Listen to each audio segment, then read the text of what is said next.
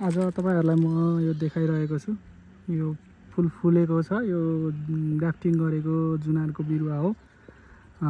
यो यति सानो छ। यो चाहिँ पोहोर मात्रै रोपेको हो, 1 साल भयो। अहिले चाहिँ यो फूल फुलिरहेछ ज्यादा, तर पाउला कम हालिरहेछ। पाउला पलाउने समयमा चाहिँ फूल फुलिरहेछ। त्यसले गर्दाखेरि पाउला चाहिँ एकदमै कम छ। हामीलाई चाहिँ बोट ठुलो हुनको लागि नयाँ पाउलाको आवश्यकता पर्छ।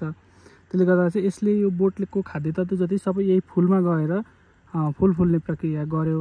त्यसले गर्दाखेरि चाहिँ अब यो फूलहरूलाई चाहिँ हामी सबै हटाइरहेका छौँ हैन। तपाईहरुले चाहिँ यो यस्तो मजाले फुलेको रहेछ किन हटाएको भन्ने सोच्नु होला हैन। तर अब यो चाहिँ के हुन्छ भने फूल फुल्न दियो भने हामीले पाउला एकदमै कम हुन्छ। म तपाईहरुलाई यो देखाइरहेको छु। यो फूल कम फुलेको छ, फूल धेरै फुलेको छ, पाउला कम छ हैन।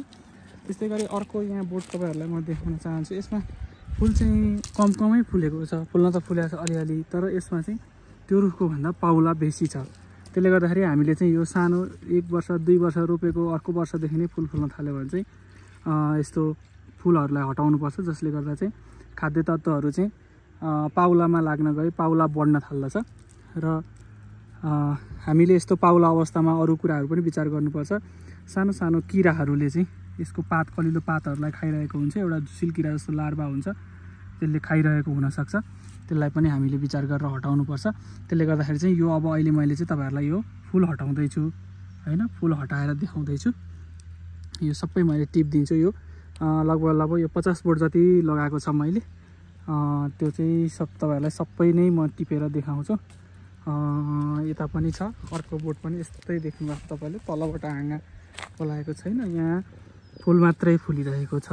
यसमा पाउलै पलाएको छैन। त्यसले गर्दा यसको चाहिँ फूलहरू पछि आफै झरेर जान्छ, जान्न चाहिँ अडिँदैन। त्यही पनि पहिले हटाइदियो भने चाहिँ यसले खाने कुराहरू जति चाहिँ अन्ततिर लाग्न पाउँछ।